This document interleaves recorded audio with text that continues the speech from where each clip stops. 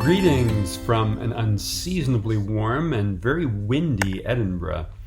I come today fresh from a 2-week bout of illness, non-COVID thankfully, followed by another couple of weeks spent vacationing with our younger son Graham, who came over from Canada for a visit. I am much better now, thanks for asking, and Graham is back safely in Calgary. So it's time for another video update from Edinburgh. This is the second in my Conversations series, and I want to share with you, with appropriate anonymity, various conversations I'm having with recovering addict alcoholics, and I suppose just discoveries I'm making along the way. Last time I introduced you to my friend Martin, someone struggling with paralyzing anxiety, which is very normative of the alcoholic mind. Today, I'm throwing the net wider to bring you with me into the room where we sit together, we laugh, we cry, and we share our successes and failures along the road to recovery. It's common to hear talk of morning and evening prayers, of changes in attitude, in demeanor, and an outlook because of the newly discovered trust in a higher power. One even hears the language of God moments, where someone is gently directed toward a course of action that leads to a happier end than might have been experienced otherwise had he or she not been spiritually awake to the movements of God. It's heartwarming and more than a little encouraging to hear those one might never assume to have any desire for spirituality of any kind share through tears their appreciation for the God of their understanding, who leads them daily and seems to understand them, even if they do not understand God.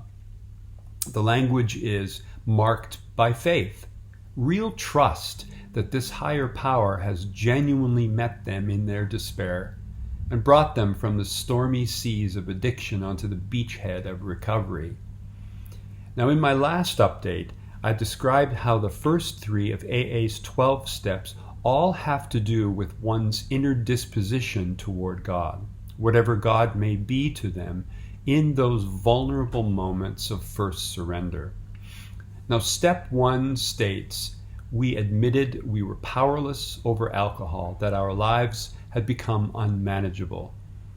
Now, it's not a huge leap to see in those words a biblical picture of all our sin and damaged lives as unmanageable outside of God's loving intrusion into the world, into us. I read a wonderful book recently entitled Seeds of Grace, a nun's reflections on the spirituality of Alcoholics Anonymous by Sister Molly Monahan, again, a pseudonym. In the opening pages, she introduces herself as an alcoholic pursuing recovery and says the following: I recognized that in my alcoholism, I experienced myself as being utterly lost and unable to save myself in a way that I never had before.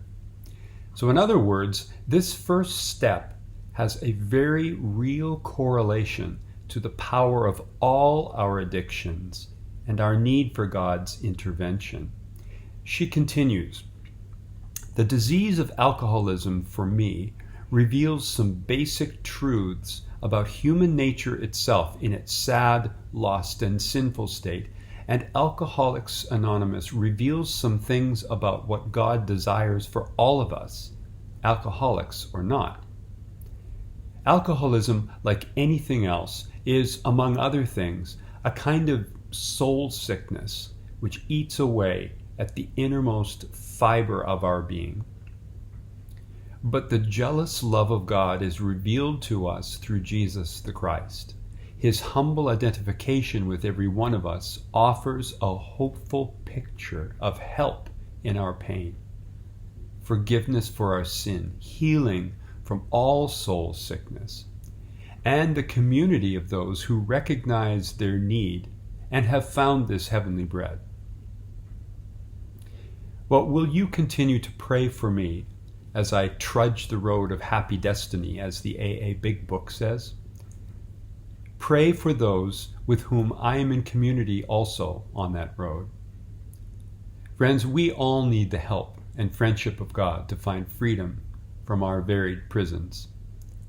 And we need the community arising out of shared desperation with those who are finding their way with the help of God and that community. Again, thanks for listening. Peace to you all. This beggar's been kissed by heaven today.